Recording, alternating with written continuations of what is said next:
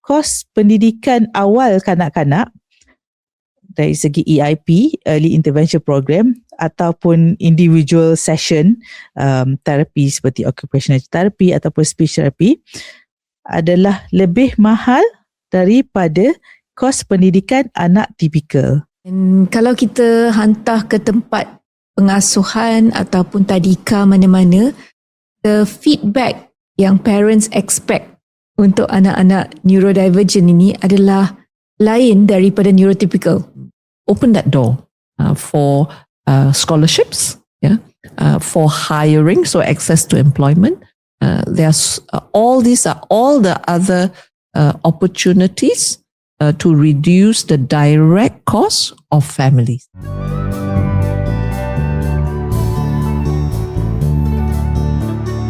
Hai, Assalamualaikum. Kembali lagi ke episod baru Kita Family Podcast. Saya Didi dan bersama saya tapi dari jauh di studio di KL, kita ada Anit. Hello, selamat tahun baru. Dan kita ada SK. Apa khabar? Selamat tahun baru. Well, ini adalah episod ke-84. Dan apa itu Kita Family Podcast? Dalam podcast ini, kami akan membincangkan perihal yang berkaitan dengan makna serta kepentingan hidup bermasyarakat, menghargai keunikan serta kepelbagaian sesama kita dan meraihkan masyarakat kita yang berbilang agama, kaum, kepercayaan, rupa dan juga keupayaan. Kita menghargai hidup secara inklusif yang mengambil kira keperluan segenap lapisan masyarakat, terutama bagi mereka yang kurang atau berkelainan upaya. Anik dan SK, selamat tahun baru. Azam baru. Ini adalah rakaman. Yep. Azam baru. Rakaman pertama tahun kita baru. Tahun ni, tahun baru. Azam untuk podcast kita macam mana tu Anik?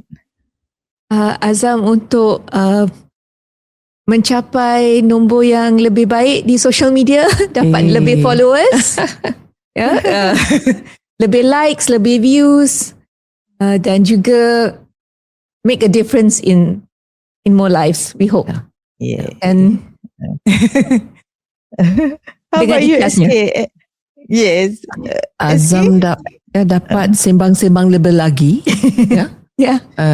Setiap kalilah dapat kami hibah-hibahkan cerita-cerita all our challenges, our celebration dalam community yang inklusif.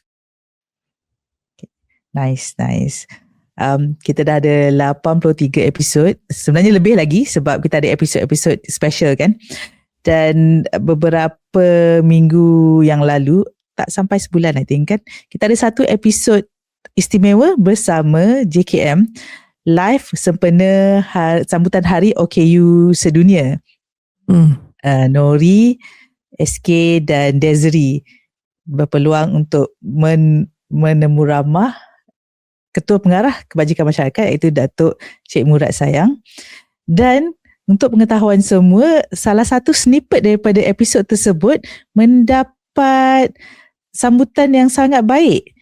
Dan bukan hanya di dalam kita punya social media sendiri, dan ada video itu dikongsi di dalam grup-grup macam contoh dalam Autism Malaysia sendiri dan mendapat banyak komen sebab itu satu yang topik yang sangat dekat dan bukan kita tak pernah bincangkan topik ini. Kita pernah bincangkan topik tentang kos dalam membesarkan anak neurodivergent. Tapi kali ini dengan komen-komen yang kita terima, kita rasa adalah wajar untuk kita look back kan, untuk kita bincang sekali lagi dan mungkin lebih mendalam atau melalui angle-angle yang berbeza daripada apa yang kita pernah bincangkan sebelum ni. Snippet tersebut adalah satu snippet di mana Datuk Cik Murad berkongsi estimation anggaran kos untuk setiap keluarga, bukan setiap keluarga, setiap anak autistik bila mereka menghadiri kelas pendidikan EIP. Mereka memerlukan sekurang-kurangnya dalam RM700 untuk separuh hari program dan sehingga RM1,400 untuk program sepenuh hari. So ini adalah anggaran yang diberikan lah, dan berbagai reaksi yang kita terima antaranya ialah bukan 1.4K tapi 3,000 sebulan untuk EIP dan terapis. Dan menurut orang yang komen ni, dia kata memang membebankan tapi terpaksa berkorban. I think the word itself kan, berkorban, is not something yang mewah-mewah. Pilih untuk hantar anak ke pusat swasta bukan kerana terlebih mampu tapi kerana keperluan. Dan juga ada yang mengatakan janganlah sebut autism sahaja, anak saya speech delay, mereka juga perlukan tempat asuhan special needs sama macam anak-anak OKU yang lain, seperti ADHD, speech delay, dan juga semua pun kena hantar juga tempat asuhan sebab mama ayah bekerja. So maksudnya separuh hari yang mungkin kos 700 itu bukan satu pilihan kerana ibu bapa bekerja. Jadi lebih mahal lah bila lebih sepenuh masa kan.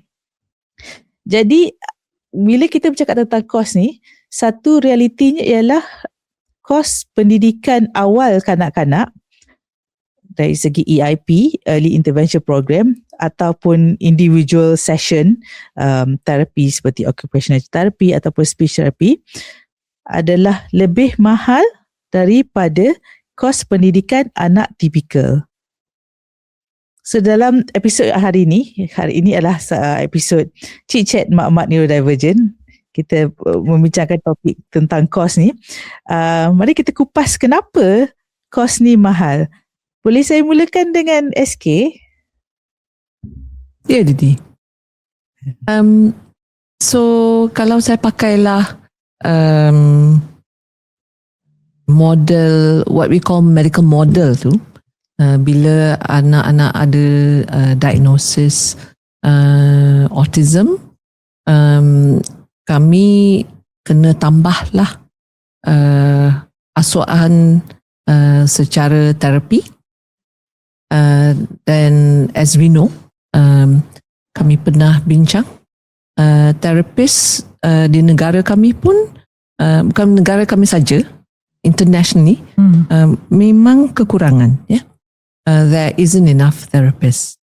So in supply demand, bila kekurangannya, harga service atau cost terapi sudah tentu masih mahal. Tapi selain dari itu, dari sebenarnya isu neurodiversity ni complex, ya. The brain is complex. So to work with the brain dalam isu or dalam angle perubatan, sama dengan pembelajaran, we have to address both health and education needs, kan?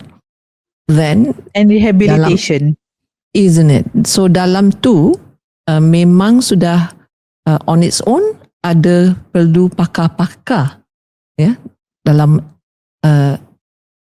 two different specialists. Apatah lagi, buat masa ni tak mencukupi even individual yang nak masuk dalam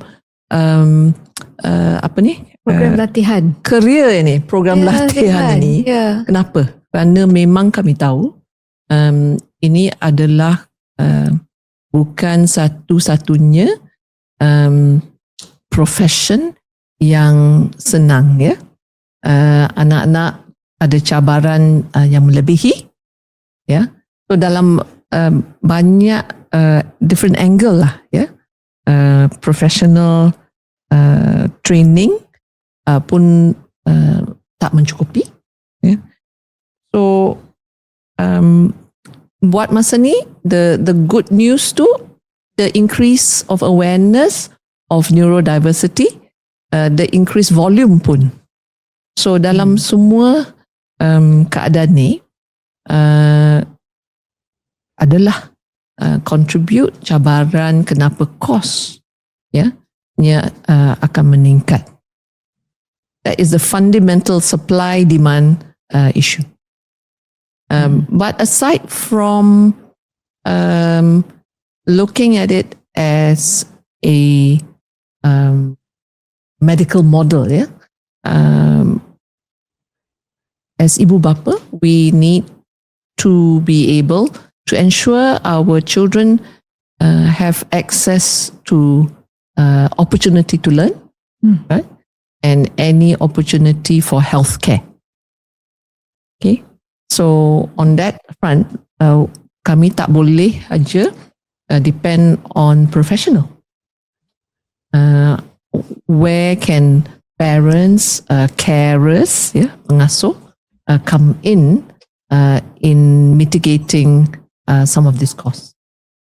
Anit, what do you think? I also think it's the skill that's required. So kemahiran yang diperlukan untuk mendidik dan menjaga anak-anak neurodivergent itu adalah lain daripada menjaga anak neurotypical. Sebab tumpuan perlu lebih. And kalau kita hantar ke tempat pengasuhan ataupun tadika mana-mana, the feedback yang parents expect untuk anak-anak neurodivergent ini adalah lain daripada neurotypical. Because with neurotypical kids, it's just the normal milestones, the learning milestones, whether they can put on their shoes by themselves, whether they can, whether they are toilet trained, whether they are able to sit and do math and subtraction. For a neurodivergent child, untuk memberi pengajaran atau training untuk duduk dan fokus, itu makan masa berbulan-bulan. It's not a 1 month or 1.5 month thing. Lebih panjang dari biasa. Yes, lebih panjang daripada biasa. And kadang-kadang mereka takut dengan bunyi kuat ke, bila ada petir, bila hujan, mereka akan sangat terganggu sampai pergi bawah meja ataupun menutup telinga dan tidak mau bersama dengan kelas yang lain. So kalau mereka keluar dari kelas, bagi anak yang kecil, perlulah seorang cikgu ikut mereka. Takkanlah nak biarkan anak tu keluar dari kelas macam itu. So kemahiran satu, and then bilangan kaki tangan yang perlu untuk menjadikan kelas itu satu kelas yang inklusif juga tambah kos dan tambah overhead kepada mana-mana tempat penjagaan atau mana-mana tempat asuhan ataupun educational institution yang menjadi inklusif.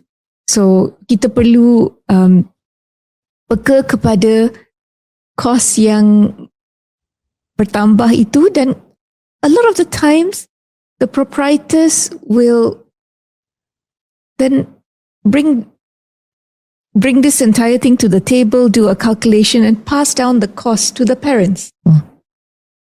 Sebab, there is almost like a ceiling and a competitiveness for neurotypical kids. But because there's a shortage of places that will include neurodivergence, they can probably dictate a higher price and dictate a price that a lot of parents can't really argue or shop around, or even say, oh, I'll go somewhere else, because in most places they face rejections.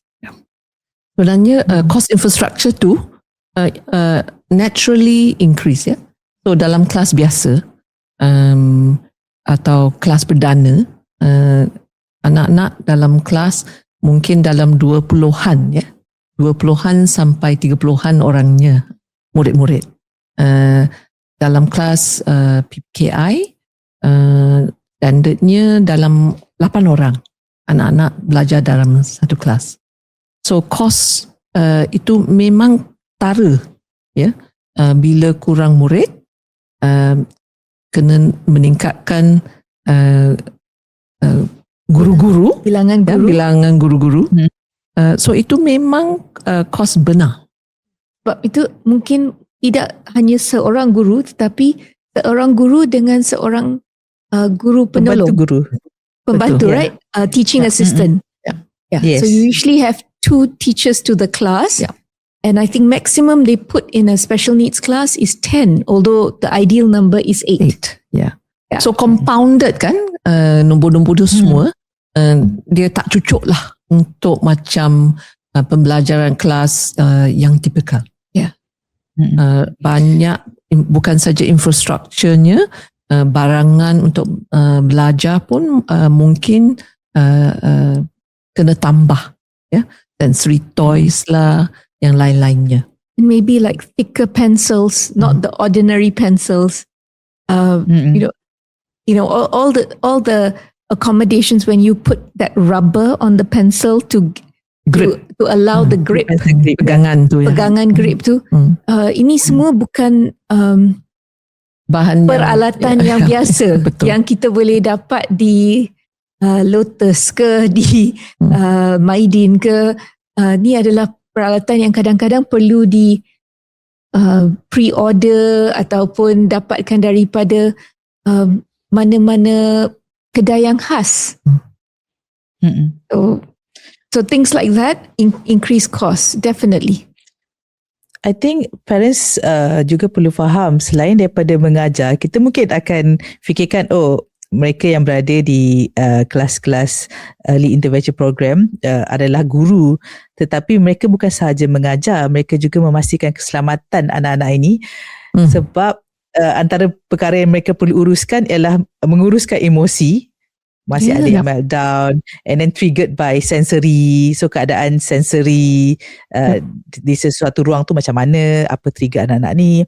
Dan kemudian dari segi keselamatan antara pelajar-pelajar itu sendirilah. And mungkin ada yang masih berisiko untuk suka keluar kan.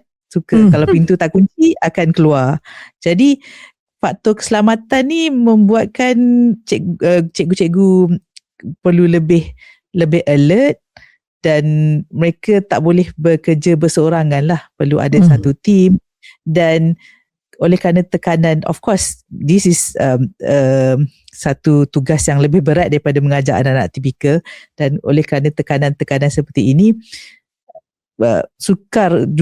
saya rasa akan menjadi satu kesukaran juga untuk pusat-pusat early intervention, pusat-pusat terapi mendapatkan staff lah kan, sebab the nature of the job is harder than mengajar di tadika prasekolah biasa. That's also I remember tau Didi, anak I ni Ref, masa di tadika dia suka mengopek cat di dinding. That was his sensory seeking. So sometimes they would just find him tengah-tengah kopek tu. So itu menjadi itu menjadi tanda like his that's what his legacy left behind. Tetapi think of the proprietor. Kalau semua anak macam tu dia pergi, it's a damage to the infrastructure juga kan. Mengopek cat, you know. Kadang-kadang mereka swing from a gate ke, you know, they do different things which may cause damage, and kadang-kadang bila tempat pengasuhan itu perlu mengganti, that also increases their cost. So ultimately when overheads increase, somehow in a normal economic model, the cost gets passed down to the consumer. And so if you're talking about simple economics, as kakak said, bila kita kira ahli terapi ke guru yang mempunyai kemahiran, itu juga menjadi supply and demand issue. Ini juga menjadi satu economic issue. So kita bercakap tentang kos guru-guru dan infrastruktur itu sendiri. So mungkin kalau kita fikirkan secara kebiasaannya lah. Bukan kita sebagai ibu-ibu kepada anak neurodivergent yang telah lama memikirkannya. Kalau orang lain mungkin cakap, okay, kalau mahal pergi ke swasta, kenapa tidak pergi ke sekolah kerajaan? Ya, di sekolah kerajaan ada pra-PPKI, pra-sekolah untuk pendidikan khas yang menerima anak-anak daripada umur 4 hingga 6 tahun, tetapi tempat sangat terhad dan selalunya hanya khaskan untuk anak-anak yang berumur 6 tahun lah, sebab penuh kan, tak dapat nak buka kepada anak-anak umur 5 tahun. Dan kerana tempat yang terhad tu, ibu bapa seboleh-bolehnya akan mencari tempat lah untuk anak-anak ni mendapatkan pendidikan awal kanak-kanak. Takkan nak tunggu sampai dah umur 7 tahun dapat tempat di sekolah kebangsaan, mungkin PPKI, baru nak masuk. Jadi dia bukan satu option macam kalau adalah kan. It's something yang of course kita kena buat. Dan kita bercakap tentang terapi. Kalau terapi, kenapa pergi swasta? Kita pernah bincangkan dalam banyak episod tentang kekerapan terapi yang ditawarkan oleh hospital-hospital kerajaan, yang di mana ada sampai hanya 6 ke 8 bulan satu kali. Dan kalau occupational therapy tu mungkin ada yang lebih kerap sikit lah, mungkin sekali sebulan. Dan kita pun tahu sebenarnya ke dalam terapi ni lebih kerap, lebih bagus. Dan kita sebagai parents, for me personally pun, bila lebih kerap tu kita akan rasa lebih supported, lebih yakin, sebab bila lebih kerap dapat berjumpa dengan terapis, kita boleh berbincang tentang apa yang berlaku di rumah, apa lagi latihan yang kita boleh buat, dan kita cuba terapkan all this modification of lifestyle ke apa kat rumah kan. Kalau 8 bulan sekali tu macam you dah tak ingat dah apa jadi, and dengan masa yang sangat singkat kan. So saya sadly rasa masih ramai lagi sebenarnya di luar sana yang sebenarnya tak dapat pergi ke sekolah kerajaan, sama ada pra-PPKI ataupun PPKI, dan juga tidak pergi ke mana-mana pusat swasta, which is very very sad. So kos ni macam menghadkan dan menjadi satu halangan kepada anak-anak neurodivergent itu mula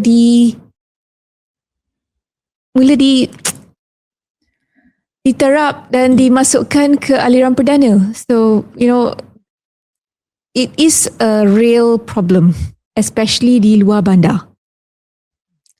Yes.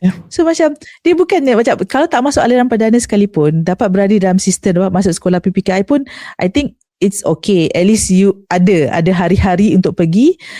It's a fulfilling life.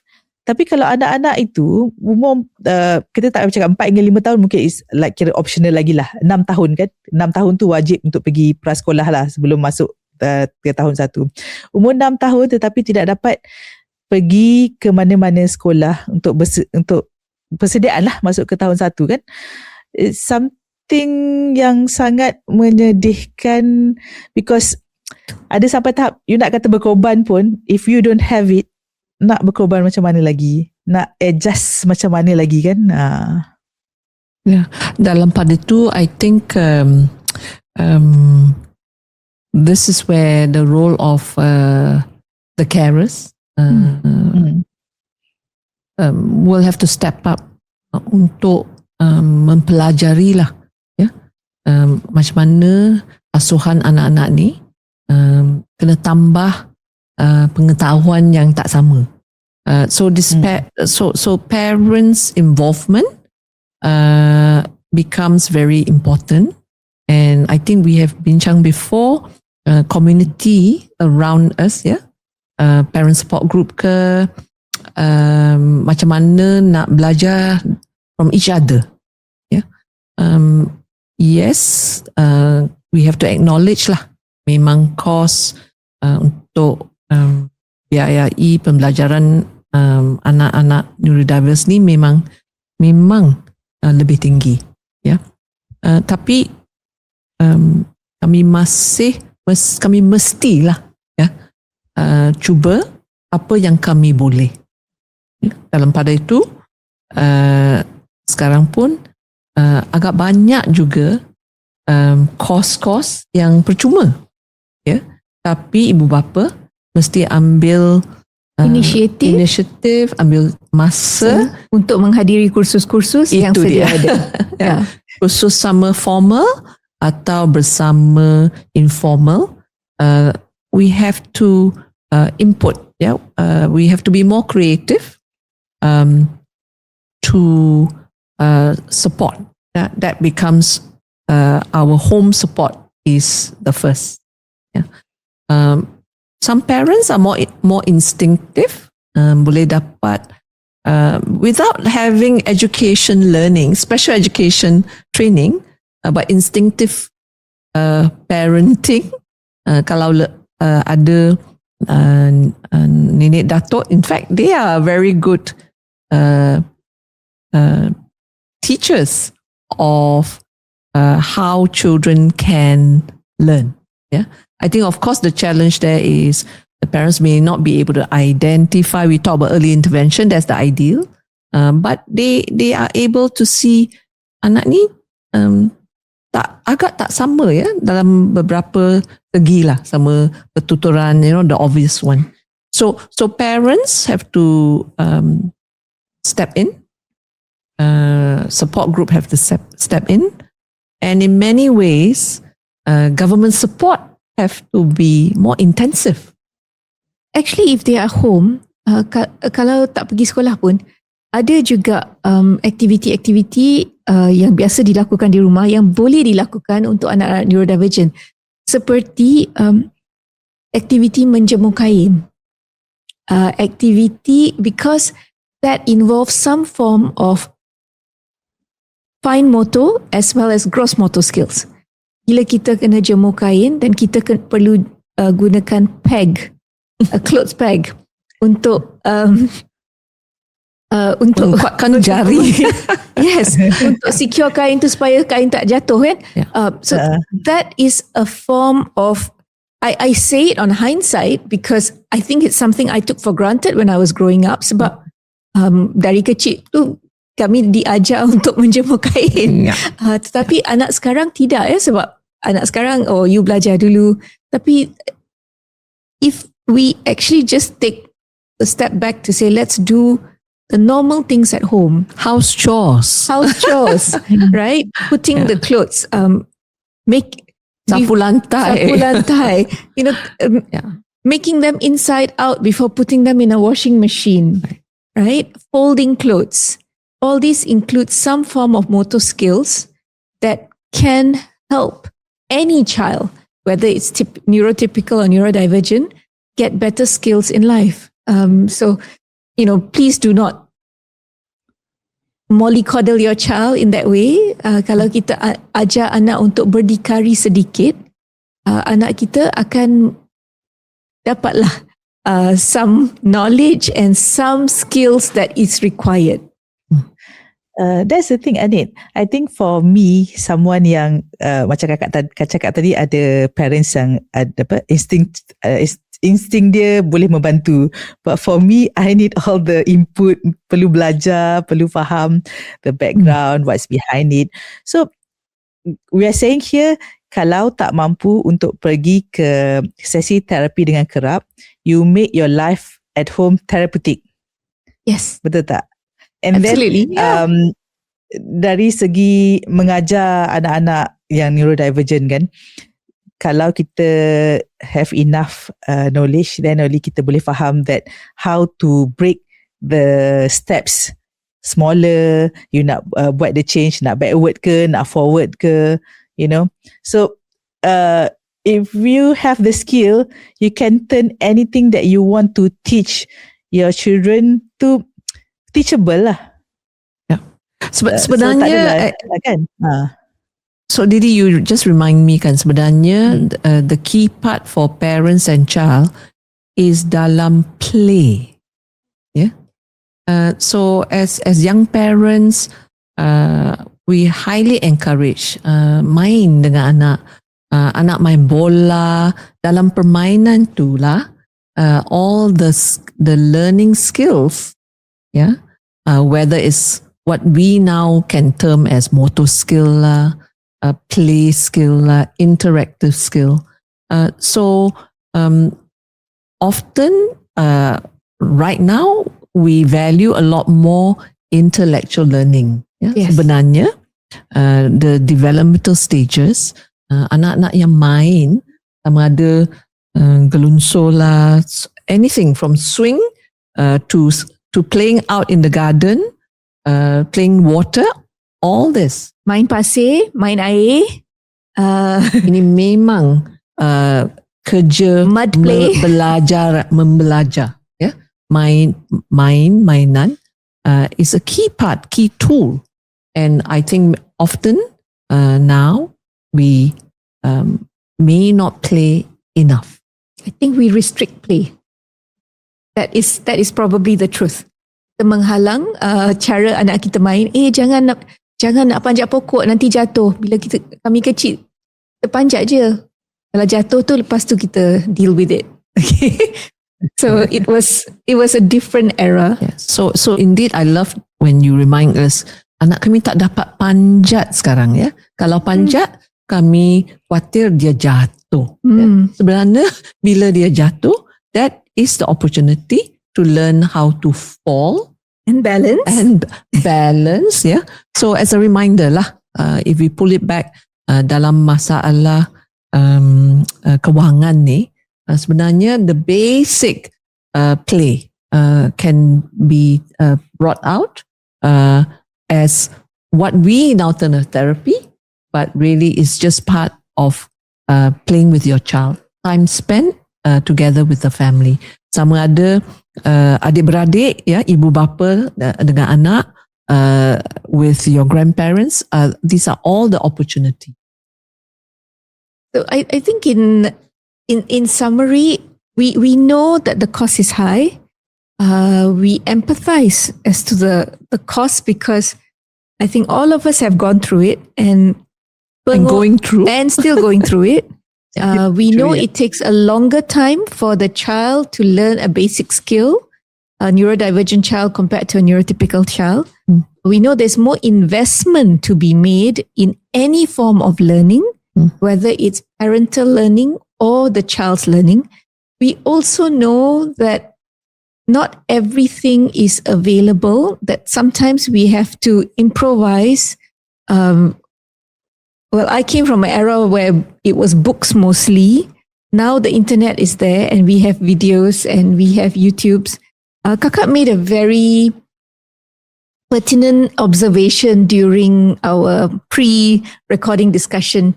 She said, when it comes to a child with learning difficulties and dyslexia, cara pembelajaran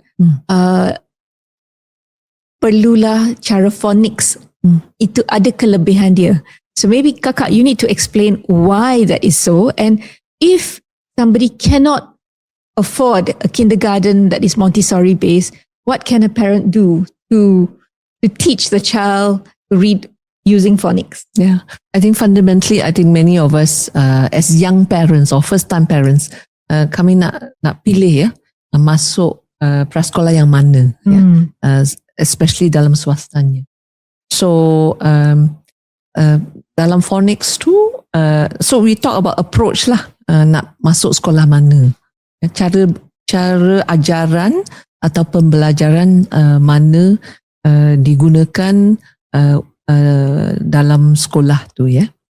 So as a general, not every location have got Montessori. Montessori is approach of learning where there is a lot of sensory tools and sensory play. So by nature, kalau ibu bapa pilih prasekolah yang Montessori based, cara ajaran dan pembelajaran anak tu memang dia main air, pasir-pasir, they learn independent skill. So that becomes, for some of the children, a very introduction or what we call level 1 therapy. Yeah, actually it's learning.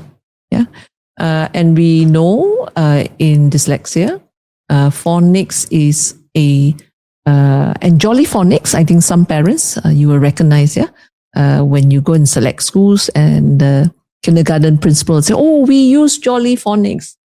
Sebenarnya, that has got an importance because, again, for the level 1 support children who may not even have a diagnosis, we know that can support reading. Yeah. So dalam pada bila nak pilih masuk sekolah mana, having some background information and knowledge about how children learn, and there are many different learning methods. Yeah, play based is a very good one, general one to choose.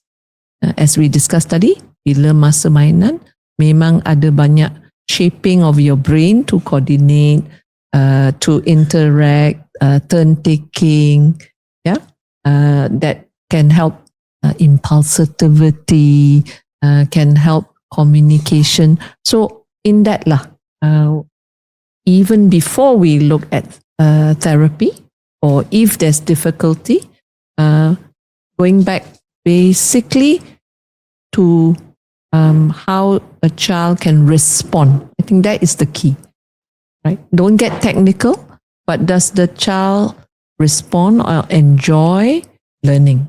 Or enjoy learning too is parents punya aspiration lah, ya.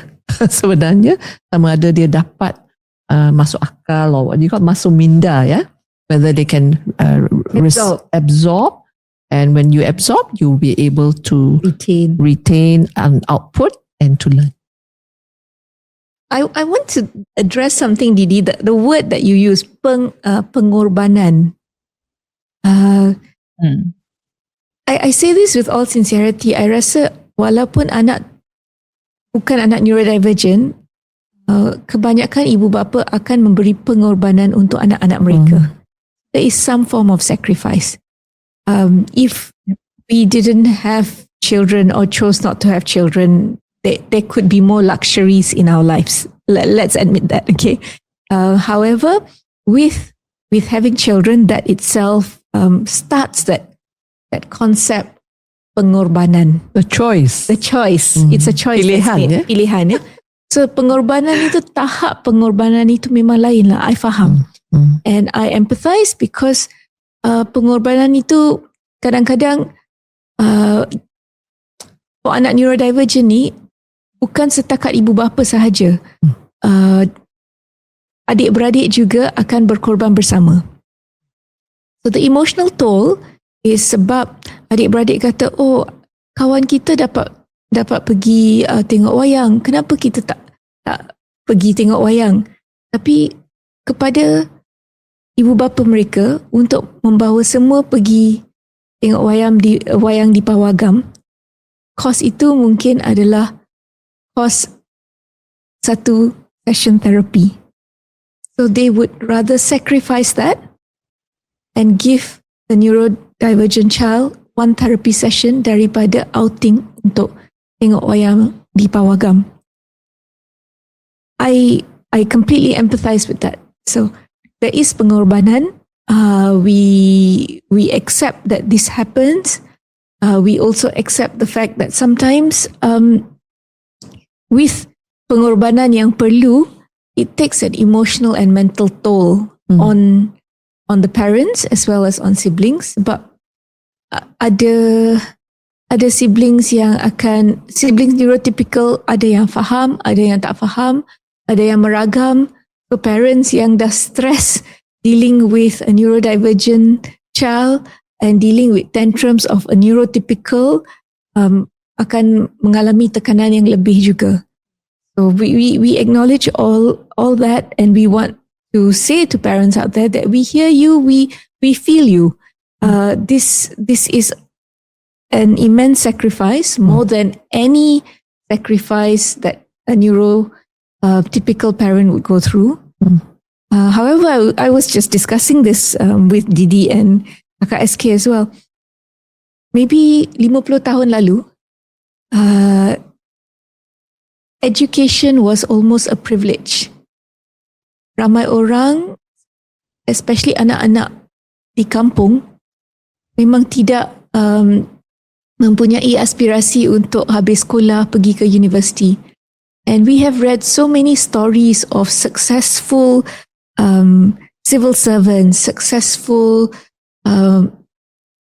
members of society who said, saya mungkin tidak akan berada di sini tanpa pengorbanan ibu bapa saya, ataupun ada juga pengorbanan cikgu-cikgu yang pada masa itu bila dia drop out sebab perlu tolong di rumah atau tolong kerja untuk membawa pendapatan ke rumah untuk basic needs, cikgu telah step forward dan membayar yuran, ataupun anak-anak ini yang daripada family yang kurang berada telah terpilih dan dimasukkan ke sekolah asrama penuh, dan di sana mereka mempunyai didikan dan pendidikan oleh cikgu-cikgu yang dilatih secara khas dan latih dari luar negara untuk membangunkan akhlak anak-anak ini dan memberikan mereka pengalaman dan pendidikan yang menjadikan mereka layak memasuki institusi pengajian tinggi dan terus menjadi very famous members of society. So 50 years ago, that was the basic need because there were some yang tak habis for standard 3, some yang tak habis standard 5, some yang tak habis standard 6. Memang you would have ada yang buta huruf juga. Sekarang ni at least we have a basic level of education after 50 years, and this is because dasar pendidikan negara itu amat berkesan. And we are seeing the results today of a very dynamic and very aggressive education policy by our forefathers and our previous leaders of the country. Today, what we take for granted was a privilege 50 years ago. So maybe in that same light, saya ingin menyuruh kepada mereka yang boleh membuat dasar pada hari ini to buat dasarlah yang agresif untuk anak-anak neurodivergent ini juga mendapat kesempatan, mendapat sokongan tambahan seperti anak-anak yang kurang berada dulu, yang anak-anak dari keluarga miskin, untuk diberi peluang untuk mencapai matlamat ataupun their best ability. Kami sokong betul. Sokong. Kalau kita consider dari segi kewangan tu, mereka adalah golongan underprivileged. So bila kita fikirkan tentang nasib mereka menjadi anak OKU dan underprivileged dari segi kewangan, lebih berganda kesusahannya, dan dengan kurangnya perkhidmatan-perkhidmatan yang boleh diakses, kan terhad sangat. Jadi of course it's definitely a very hard life lah. With that, let's take a break. We see you after this.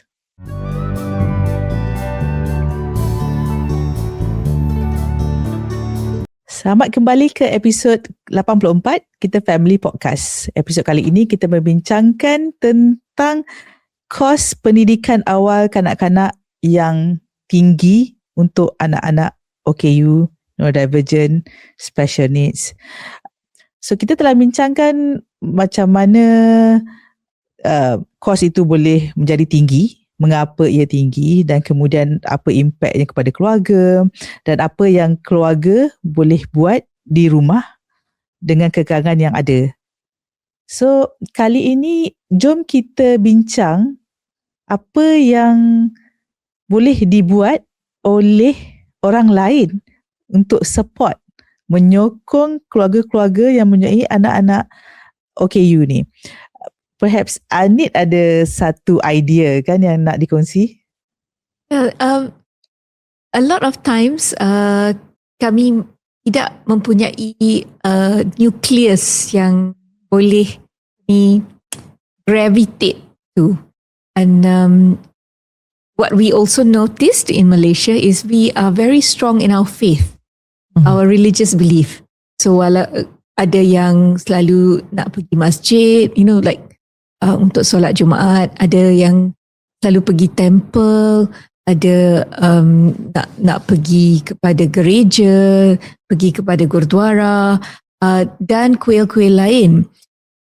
So a lot of times these places of worship menjadi satu community kepada bukan ibu bapa sahaja, tetapi kepada anak-anak yang sedang membesar.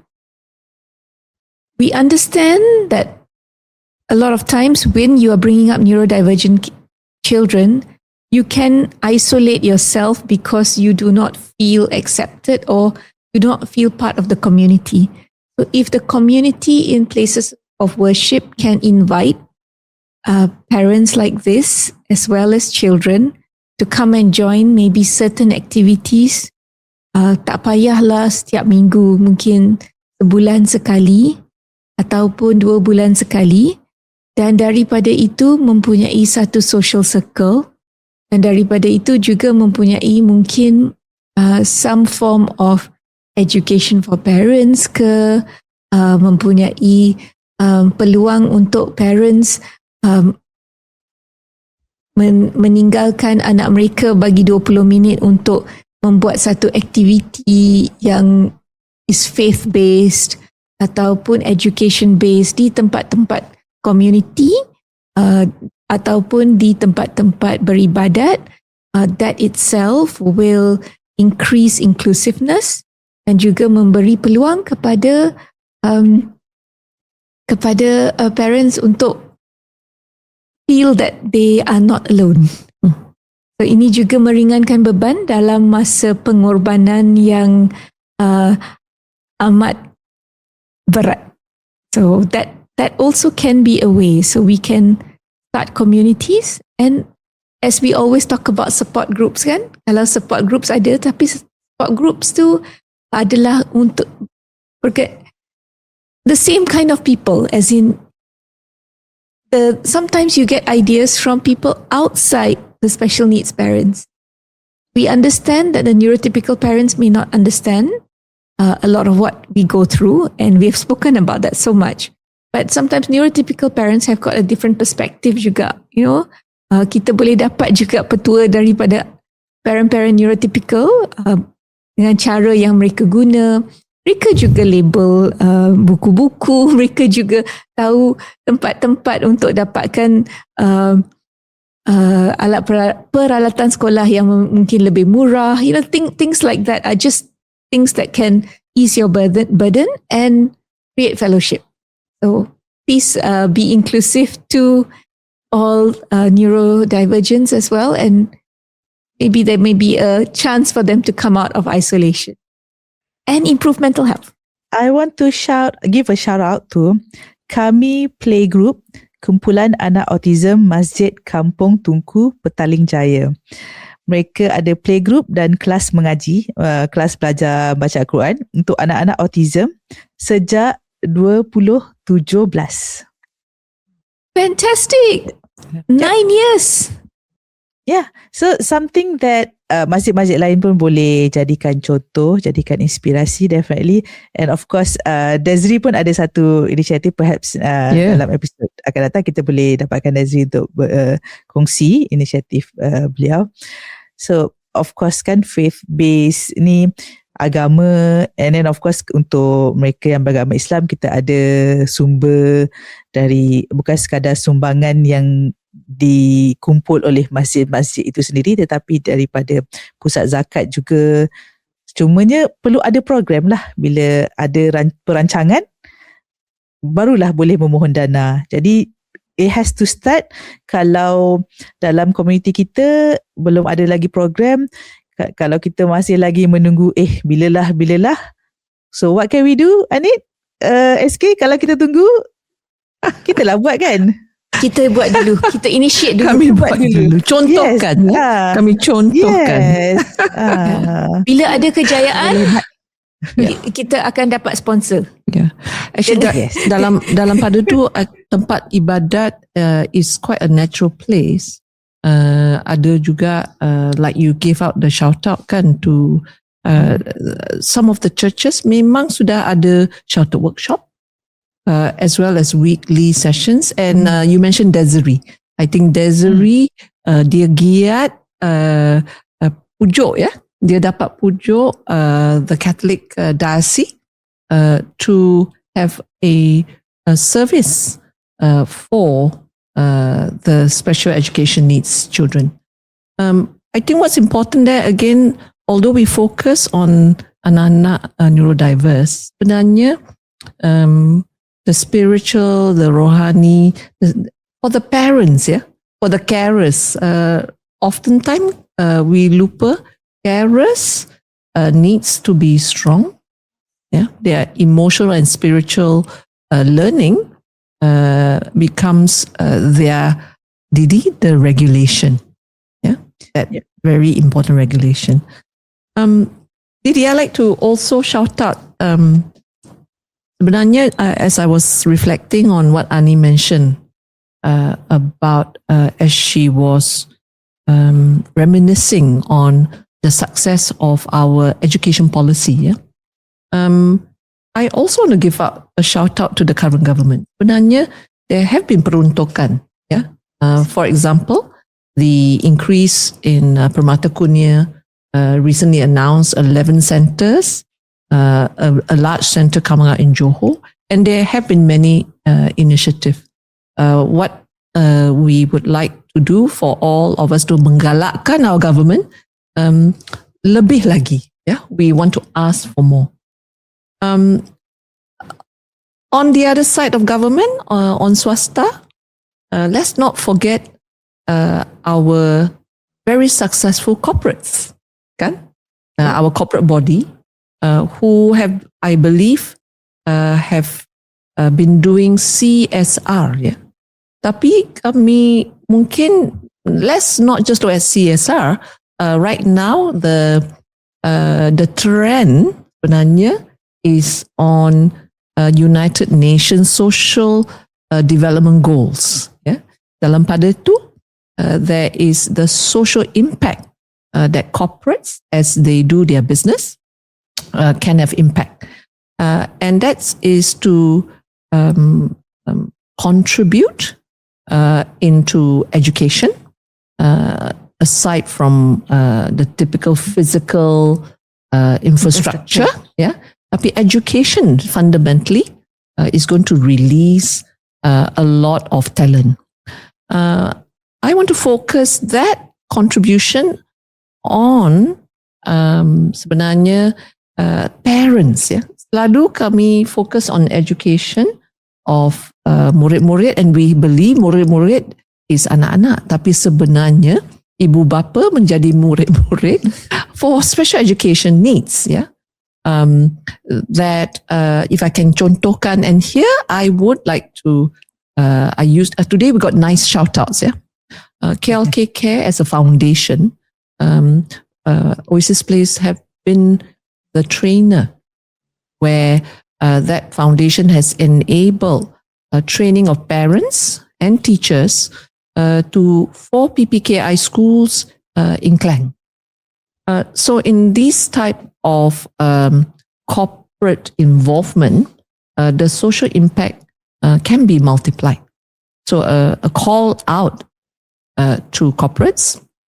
I believe many of the families want to have the support, but it is not just making a nice playground or giving paint work or changing fan to air condition.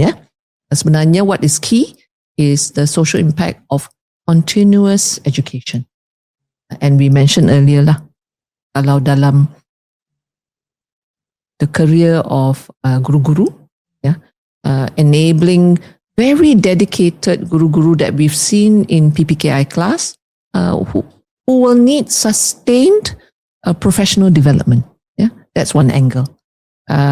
Signpost is a program that we have been fortunate to roll out over, I think we're going into our 4th year soon, where parents over 5 weeks or 5 sessions are given a tool to manage challenging behavior. So these are very tangible, they are real, and there are many different education programs. So kami galakkan lah ya, ahli-ahli corporate to have that social impact into our special education needs. Perhaps scholarships for more social work, social worker training, as well as special education teaching. Absolutely correct. Yeah. Now you get me going. Yeah. Sebenarnya social worker ni memang kekurangan dalam negara kami. Yes. We are severely lacking. Traditionally, social worker that JKM has been training has been supporting more the conventional needs, but is still have a lot of room to train the social workers to support families. We discussed earlier how to continue to spread the access. What are the benefits from JKM? There are many. Yeah, we had a previous episode on JKM's benefit. And they are really an umbrella of coordinator, kan? From school to healthcare. Welfare. To welfare, indeed. So dalam training social workers, that is an investment in that part of education. Before I finish, I also want to mention to corporates, open doors to individuals who are vocationally trained. Yeah. The current budget also has spotlighted an expansion of TVET program, yeah, and open that door for scholarships, yeah, for hiring, so access to employment. There's all the other opportunities to reduce the direct cost of families. So, back to you, Didi. I think the same point I just want to repeat, untuk corporate sectors yang memberi, mungkin ada ketikanya mereka sendiri yang mendapat peluang untuk yang memikirkan cara untuk memberi, tapi saya juga percaya ada ketikanya mereka memberi setelah dipinta, dan di situ adalah roles ibu bapa lah untuk mencari jalan, untuk belajar daripada pengalaman-pengalaman mereka yang telah menjayakan program-program sebelum ini, kan. So, macam how to get sponsorship, how to get all this program going.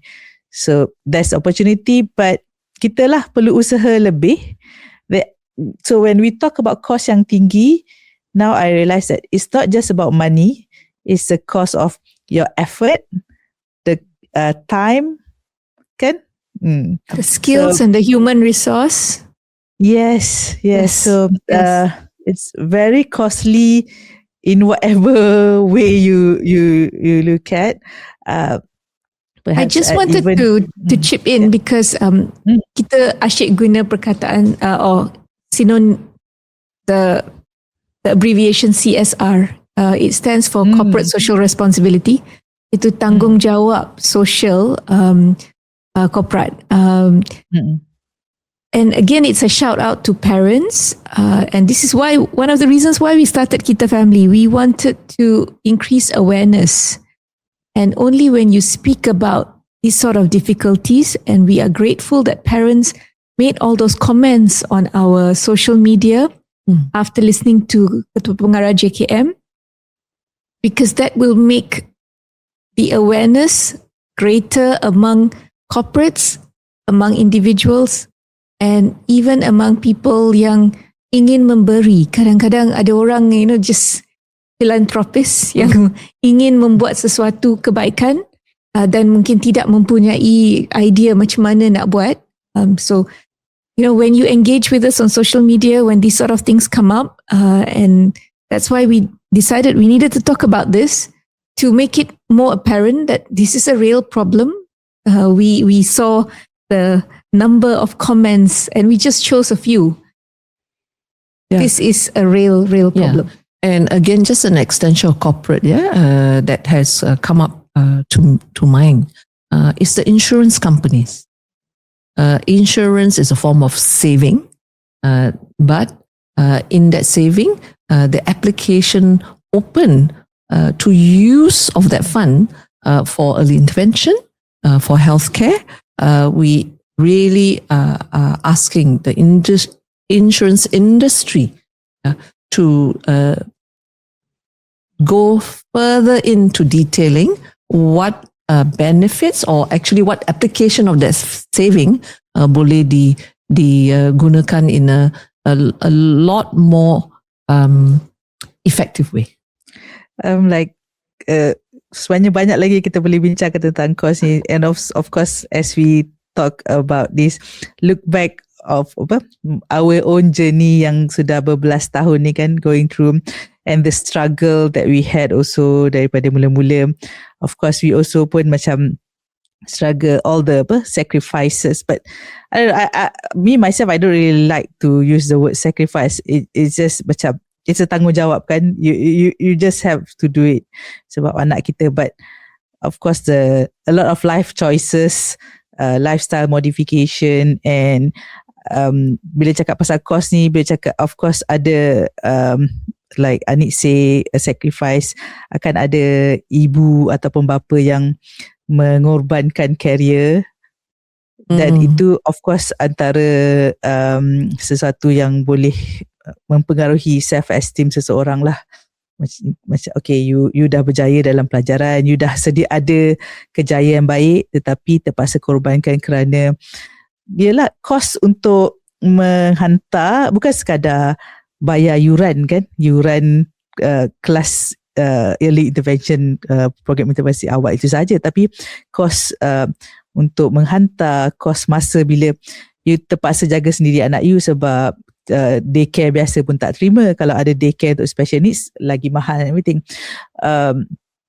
I would just, this is just as a personal secara peribadi, saya berharap ibu-ibu atau bapa, even I'm sure there's also ayah yang terpaksa berhenti kerja kerana menjaga anak-anak.